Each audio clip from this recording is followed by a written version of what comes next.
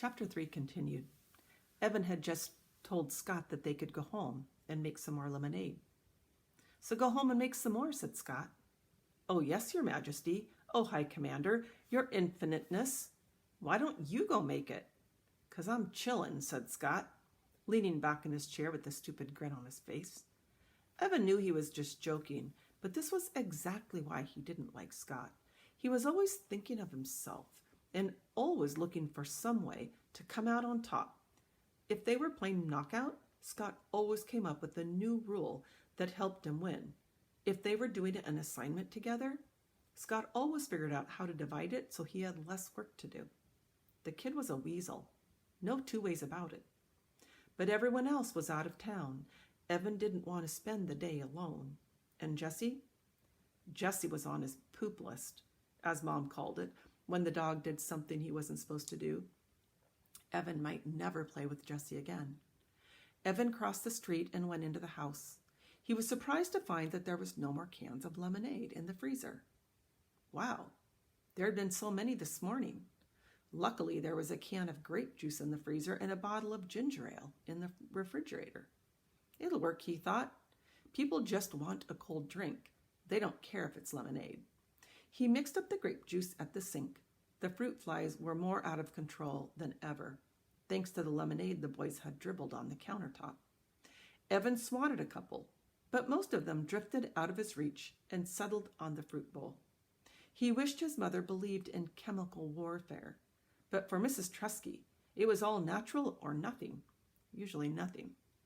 When he went back outside to the lemonade stand, Evan noticed that the last pitcher was turned upside down on the cooler. "Ah, come on, Scott," he said. "What? It's hot. And you said we could always make more." "Yeah, well, we didn't have as much in the house as I thought. I've got grape juice and ginger ale." "I hate ginger ale," Scott said. "I wouldn't give you a penny for it." It turned out that a lot of people felt the same way. Business was definitely slower. The day got hotter. The sun beat down on them so ferociously that it was easy to imagine the sidewalk cracking open and swallowing them whole. Fanning himself, Evan said, "How much money do you really think we could make?" "I don't know," said Scott, pushing his baseball cap down over his eyes. "I mean, on a hot day like this," Evan said, silently adding the words, "or tomorrow. If we sold 8 pitchers of lemonade, what do you think we'd each make?" 8 pitchers? "I don't know." Scott shook his head. His baseball-capped face wagged back and forth. "It's too hot for math. And it's summer." Evan pulled the red pen out of his pocket and started to write on the palm of his hand. This is what he wrote. 8 times, ? 8 times 50? ? Divided by 2? ?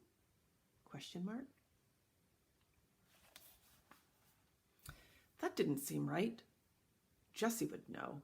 She'd do that math in a second. Evan capped the pen and jammed it into his pocket. "But I bet it's a lot," said Evan. "I bet on a hot day like this, we could actually make some real money in the lemonade business." "Yeah," said Scott. "Then we'd be rich. And I'd get an Xbox, the new one, with the dual controls." "I'd get an iPod," said Evan. He'd been saving for one for over a year, but every time he had some money put away, well, it just disappeared. Like $10 from Grandma? She'd even written in her card, "Here's a little something to help you get that music thing you want." But the money was gone. He'd treated Paul and Ryan to slices of pizza at Townhouse. It had been fun. "That would be so great to listen to music whenever I wanted," said Evan. "I could tune you out," he added in his own head. They sat in silence, feeling the heat suck away every bit of their energy. Evan was hatching a plan. The heat wave was supposed to last at least 5 days. If he and a friend, not Scott, set up a lemonade stand every day for 5 days, he'd definitely have enough to buy an iPod.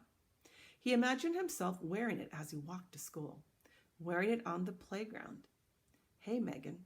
Yeah, it's my iPod. Sweet, huh?" Wearing it in class when the teacher droned on about fractions and percents? Nah, but it would be so cool. At least there would be one thing that didn't totally stink about going back to school. After 2 hours, they decided to call it quits. Sales had dropped off fast and then stopped altogether. Hey, did you notice something? Asked Evan, stacking the chairs. What? Said Scott. When we started the stand, most of our business came from that direction. He pointed down the street toward the curve in the road. But after an hour, not one person who walked past us from that direction bought a cup. Not one. They all had said, "No thanks," and kept walking. Why do you think? Dunno, said Scott. Boy, you're a real go-getter, said Evan. You know that? Scott socked him in the chest, but Evan defended and knocked Scott's cap off. While Scott was scrambling for his hat, Evan said, "Just hang here for a minute, okay?" and set off down the street. As soon as he rounded the curve, he knew why business had fallen off so badly. There was Jesse and Megan Moriarty from his class. They were standing inside a wooden booth, and their sign said it all. Lemonade, frosty, delicious, thirst-quenching. Wow, only 50 cents per cup. By the looks of it, their business was booming. Evan watched as Jesse accepted a fistful of dollar bills from a mother surrounded by kids. At that moment, Jesse looked up and saw him. Evan had a weird feeling, like he'd been caught cheating on a test. He wanted to run and hide somewhere. Instead, he froze. What would Jesse do? Evan couldn't believe it. She sneered at him. She cocked her head to the side and gave him this little, "I'm so much better than you" smile. And then, she waved the money in her hand at him. She waved it, as if to say, "Look how much we've made selling lemonade. Bet you can't beat that." Evan turned on his heel and walked away. Behind him, he could hear Megan Moriarty laughing at him, clear as a bell. And that's the end of chapter 3.